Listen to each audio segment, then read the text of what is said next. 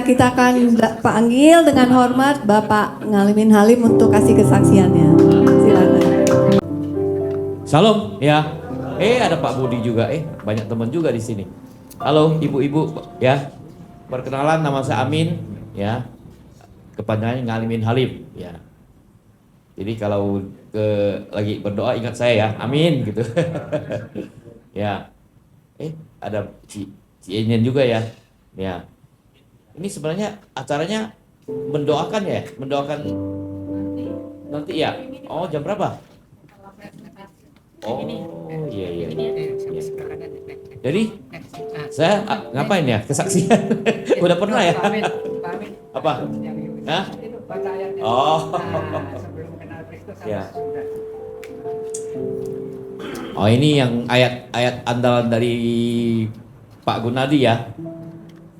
Ya, yuk kita baca sama-sama ayat ini. 1, 2, 3. Efesus 4 ayat 22.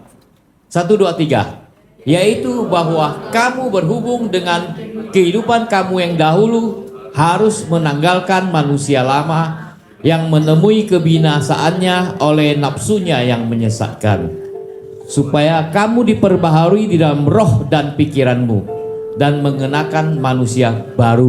Ya, ini saya sekarang jadi manusia baru ya. Jadi cerita singkatnya, saya dulu pemakai narkoba ya. Di sini ada yang memakai narkoba ya? Nggak ada semua ya. Freddy enggak ya? Enggak ya? Rokok ya. Jadi saya sendiri aja nih, nggak ada teman di sini. Nggak ngaku ya? Oh, nggak ada loh. Cornelius dulu nggak ya? Nggak pakai ya?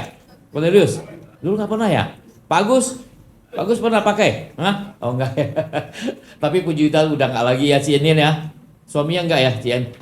Enggak ya? Ya berarti saya nakal sekali ya dulu ya. Jadi ceritanya saya 20 tahun lebih terjebak kehidupan narkoba. Jadi tapi puji Tuhan saya sudah diselamatkan sama Tuhan setelah ketemu gembala saya beberapa tahun lalu ya. Jadi nggak tahu, saya tiba-tiba mau tanya ke beliau, apakah orang yang dosanya udah parah lama masih bisa diampuni Tuhan gitu. Jadi gembala saya waktu itu bilang, oh bisa, Tuhan kita tuh maha pengampun ya. Soalnya saya ada teman agama muslim selalu bilang, oh kalau dosa udah di atas 50% nggak mungkin nih, udah pasti masuk neraka gitu. Jadi yang itu yang membuat saya tidak bisa bertobat. Tapi Tuhan kita lain ya. Jadi Tuhan kita tuh maha pengampun.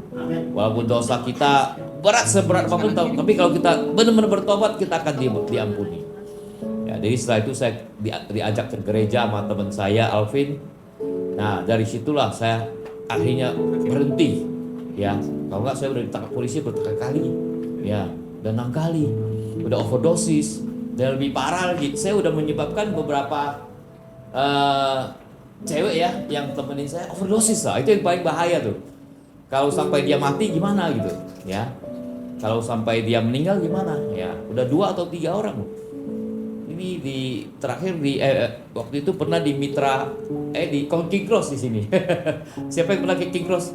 Pak Eki pernah ya? Waduh, Pak Eki pernah loh.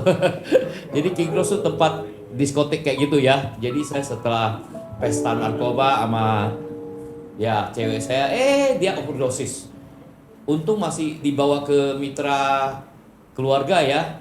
Heboh waktu itu, dibawa ke mitra keluarga. Untung dia nggak mati. Kalau dia mati apa yang terjadi sama saya ya? Nah itu salah satunya contohnya ya.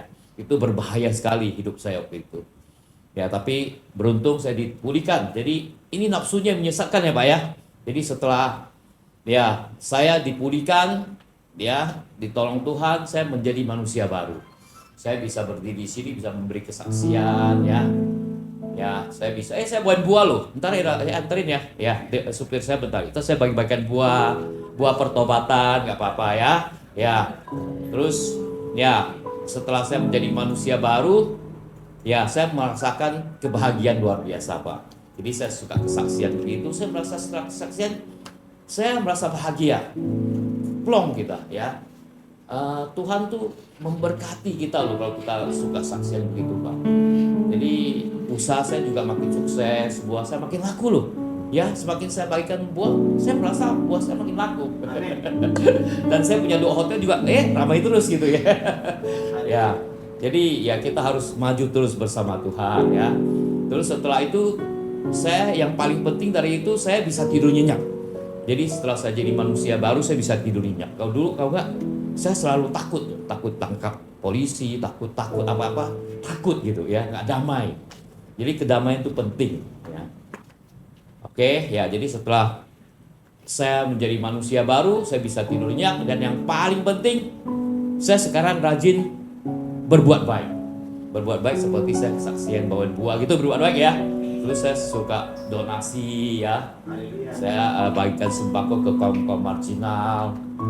Ya kalau agama Kristen bedanya kita, kalau orang Buddha kan cuma beramal ya gitu ya. Kalau kita orang Kristen lebih lengkap. Kita selain beramal, kita juga percaya kepada Tuhan Yesus Kristus ya. Jadi kita lebih sempurna gitu ya. Ya. Jadi itu yang akan saya lakukan terus ya tiap hari. Saya nggak mau jemu-jemu berbuat baik. Saya bertekad berbuat baik terus dari hari ini sampai saya mati. Saya maunya tulis terus perbuatan baik apa tiap hari. Seperti hari ini saya kesaksian, besok saya ke gereja gitu ya, kayak gitulah. Besoknya lagi saya ada ke komsel apa gitu ya. Kalau enggak ya saya donasi gitu. Saya maunya tiap hari saya berbuat baik. Oke, semoga itu bisa menjadi ya berkat. Terima kasih, itu kesaksian saya.